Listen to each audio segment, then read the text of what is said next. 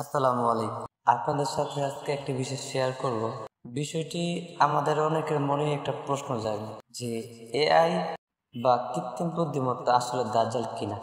দেখুন, এই প্রশ্নটি একটি আধুনিক প্রযুক্তি এবং ধর্মীয় বিশ্বাসের একটি সংবেদনশীল ও জটিল মিশ্রণ।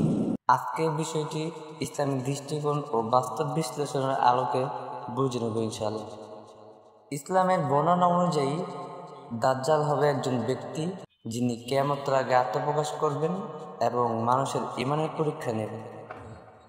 হাদিসে তার কিছু বৈশিষ্ট্য আছে, যেমন দাজ্জাল হবে একচোখা, সে নিজেকে ঈশ্বর দাবি করবে, যার অলৌকিক ক্ষমতা থাকবে মানুষকে মরানো, বাঁচানো, বৃষ্টি নামানো ইত্যাদি ইত্যাদি।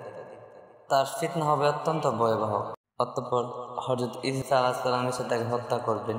অর্থাৎ দাজ্জাল একজন জীবন্ত মানুষ, যার সঙ্গে শয়তানের শক্তি থাকবে, এআই কিংবা কোনো যন্ত্র নয়। বিষয়টি হচ্ছে যে তাহলে মানুষ কেন এআই কে দাজ্জালের সঙ্গে তুলনা করে? এই তুলনা আসে মূলত কিছু কারণে, যেমন এআই এর ক্ষমতা দিন দিন বাড়ছে। ছবি, ভিডিও, কণ্ঠ নকল করা, মিথ্যা তৈরি করা, মানুষকে বিভ্রান্ত করা, মানব নিয়ন্ত্রণের বাইরে যাওয়ার ভয়। কেউ কেউ মনে করেন ভবিষ্যতে এআই যদি সঠিকভাবে নিয়ন্ত্রণ করা না যায় তাহলে তা মানুষকে ক্ষতিগ্রস্ত করতে পারে। শেষ যেই কারণটা আসে, ফিতনা ও বিভ্রান্তি। দাজ্জালের মূল বৈশিষ্ট্য হলো ফিতনা। কিছু লোক এআই এর মাধ্যমে হওয়া বিভ্রান্তিকে দাজ্জালের ফিতনার সঙ্গে তুলনা করে। এখন বাস্তবতা কি বলছে? এআই হলো মানুষের তৈরি একটি প্রযুক্তি। এটি নিজেই কিছু করে না, না ভালো না খারাপ।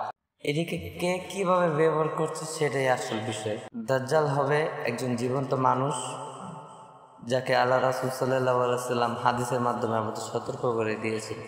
এখন শেষ কথা হচ্ছে, এআই নিজেই দাজ্জাল নয়, তবে এআই কে যদি ভুলভাবে ব্যবহার করা হয়, যেমন সত্যকে মিথ্যা বানানো, মানুষকে ধোঁকা দেওয়া, ঈমান নষ্ট করার মতো কাজে লাগানো, তবে সেটি দাজ্জালের ফিতনার অংশ হতে পারে। অর্থাৎ এআই হতে পারে দাজ্জালের পথ তৈরির হাতিয়ার, কিন্তু এআই নিজেই দাজ্জাল নয়।